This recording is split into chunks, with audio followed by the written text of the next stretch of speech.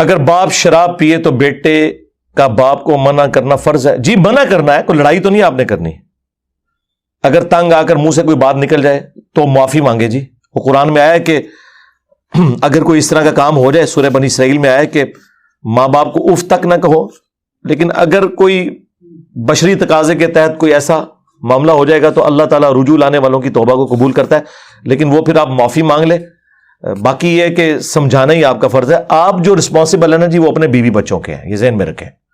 قرآن میں جو آیا نا حکم وہ ہے قوا انفسکم واہلیکم نارا، بچاؤ اپنے آپ کو اور اپنے گھر والوں کو جہنم کی آگ سے. اسلام کی روح سے گھر والے جو ہیں وہ بیوی اور بچے ہوتے ہیں، ماں باپ گھر والے نہیں ہیں.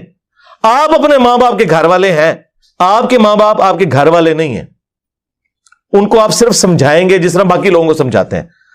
بائی فورس بیوی بچوں کو. الرجال قوامون علی النساء، مردوں کو ہم نے عورتوں پر حاکم بنایا ہے. بخاری مسلم دونوں میں حدیث ہے کہ تم میں سے ہر شخص نگہبان ہے، اس سے اس کی رعیت کے بارے میں، سب آرڈینیٹس کے بارے میں پوچھا جائے گا. پھر نبی علیہ السلام نے فرمایا حکمران اپنی رعایا کے اوپر نگہبان ہے. ایک مرد اپنی بیوی اور بچوں کے اوپر نگہبان ہے، ایک عورت اپنے بچوں اور خاوند کے مال کے اوپر نگہبان ہے. اس سے پوچھا جائے گا اس میں خیانت تو نہیں وہ کر رہی. یہ آپ نے کرنا ہے.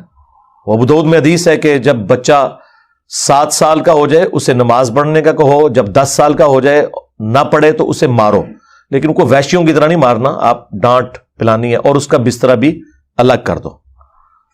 یہ حکم ہے.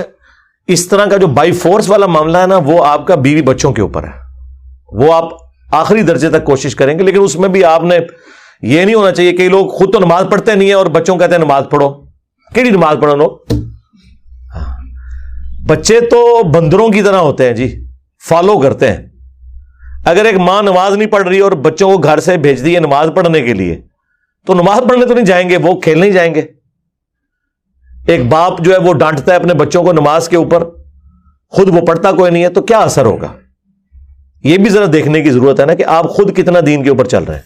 تو دین کے اوپر خود چلیں گے پھر ہی آپ اپنی اولاد کو کہہ سکتے ہیں. ماں باپ اور بہن بھائی ان کو آپ نے صرف کہنا ہے. البتہ جو بہن بھائی چھوٹے ہیں آپ سے اور آپ کی کفالت میں آگے ہوئے ہیں، یعنی والد فوت ہو گیا ہے اور اب آپ ان کے گارڈین ہیں، تو ظاہر ہے کہ جب آپ مال ان پہ خرچ کر رہے ہیں تو اب آپ کا رائٹ ہے کہ آپ ان کو بائی فورس بھی یہ کہیں.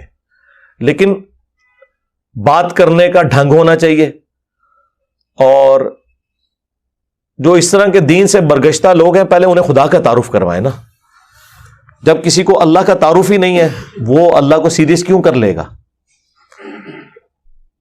اور اگر وہ اللہ کو سیریس لے گا تو پھر آہستہ آہستہ اس کے عقائد و نظریات کی اصلاح بھی انشاءاللہ ہو جائے گی.